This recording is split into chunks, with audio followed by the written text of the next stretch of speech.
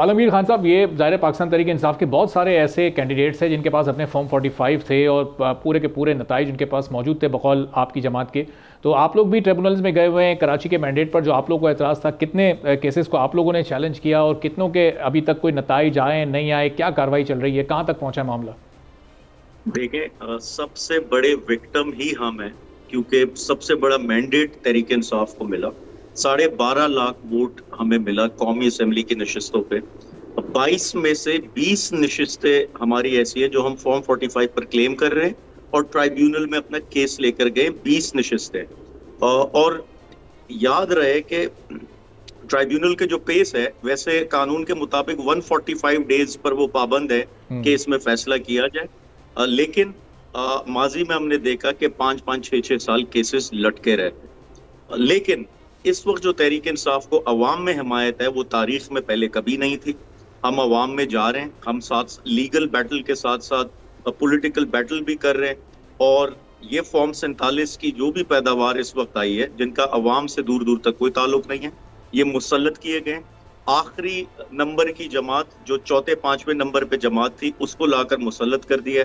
और यही होता है कि जब आपका अवाम से ताल्लुक नहीं होता तो अवामी हक में फैसले कानून साजी भी नहीं हो सकती इन असेंबलियों में। आप इनसे एक्सपेक्ट ना करें। और इसकी सबसे बड़ी मिसाल ये, आपने स्ट्रीट क्राइम की बात की जी। इलेक्शन कैंपेन इनकी सारी पीपल्स पार्टी के खिलाफ थी।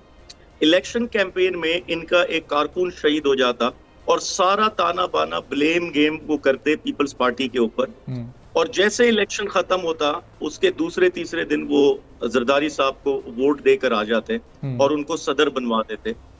ये बात है कि जब आपके ऊपर अवामी प्रेशर नहीं होता, क्योंकि आप अवामी मैंडेट से नहीं आए, तो आप अपनी मर्जी मनमानी के मुताबिक फैसले करते। और जो आपने कहा ना कि 100% मैंडेट जाली है, पीपल्स पार्टी कहती है, वो भाई मुस्तफा कमाल खुद ऑडियो लीक्स में वाजे कर चुका कि 100% जाली मैंडेट है। वो खुद कह चुके अपनी जो उनकी पार्टी की लीडरशिप है, उनके इनडोर जो गुफ्तगू उन्होंने की, तो वो तो खुद ये जानते मानते हैं। इनको जितवाया गया और तहरीक इंसाफ की सीटें छीनी गई। जो आइन से गद्दारी है जिसने किया, आइन तोड़ा उसने।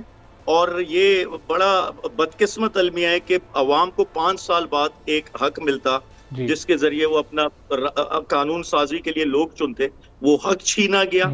और वक्त आएगा इंशाल्लाह इंसाफ के कटहरे में ये आरओज, डीआरओज और जो लोग आइन से गद्दारी में मुलविस थे। तो आलमगीर साहब, ये जो 145 दिन होते हैं ट्रिब्यूनल्स के बाद, उसमें से आधे दिन तो अब तकरीबन कोई 70-75 के करीब दिन तो गुजर चुके हैं।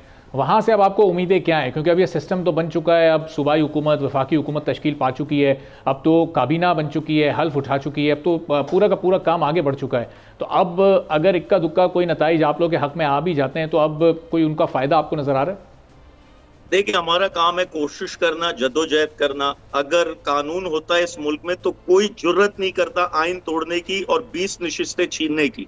कानून है नहीं, तो इसीलिए ये मादर पिदर आजाद चल रहा है सब कुछ। तो अदलिया पे बड़ी जिम्मेदारी आयद होती है और ट्राइब्यूनल्स ने अपना रोल अदा करना होगा।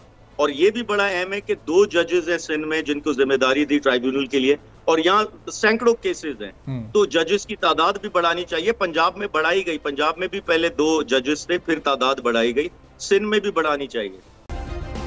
सब्सक्राइब करें और बेल दबाएं ताकि कोई खबर रह न जाए।